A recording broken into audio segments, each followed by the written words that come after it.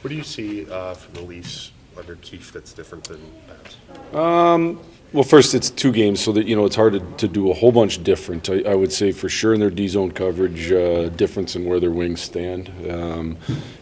They protect the middle where Babs would have them cut off the top. That's just a difference in philosophy. Some teams do either one.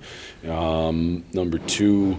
In the O zone, it looks more of a 5-man unit with the active D, where the Babs teams got the puck to the top and shot it, and with chaos at the net, and as a result, we're one of the hardest teams to play against that way, and this presents different challenges.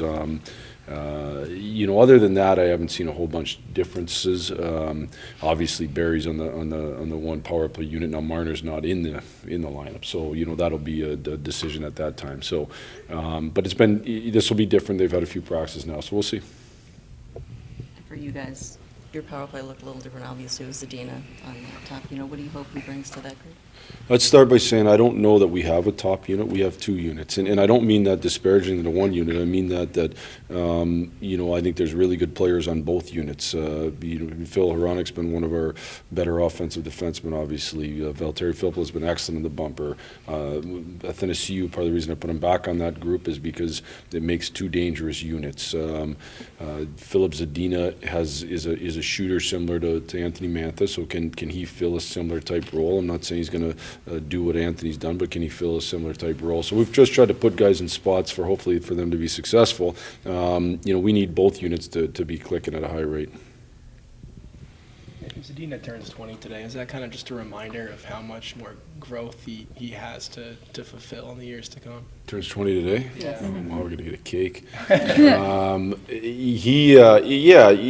it's a reminder how young he's been in pro hockey, and I think that's important for everybody to remember. Like, this is, it's hard, and a lot of guys are able to stay at lower levels, and then they come in. You don't see them have to go through some of the growing pains that a guy like Philip that comes in early ultimately had to do, and he's been through growing pains. He looks more confident today to me than he did a year ago, and I think that's great. That means that I think struggles are good for people if you can come out the right side of it, and he looks like he's starting to come out the right side of that, and probably a better player because he's gone through those struggles. But I think like anything else, tempered expectations are really important. He had a good start, and let's let him keep growing as a player.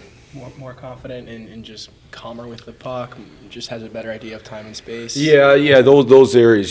Time and space is probably the biggest adjustment for guys that aren't super fast and aren't super big, and he's neither one of those. So then for offensive players that aren't those things, and so now he's got to learn how to create time and space, and really that's done with your mind probably as much as anything else, and it takes a while. And when it's not working, you kind of revert back to what you used to be able to do in junior, and all of a sudden that doesn't work, and now you're going, what do I have to do? And it just takes time. And so I think with time, he's learned a little bit more about how to utilize his time and space better, and as he's had success, confidence comes.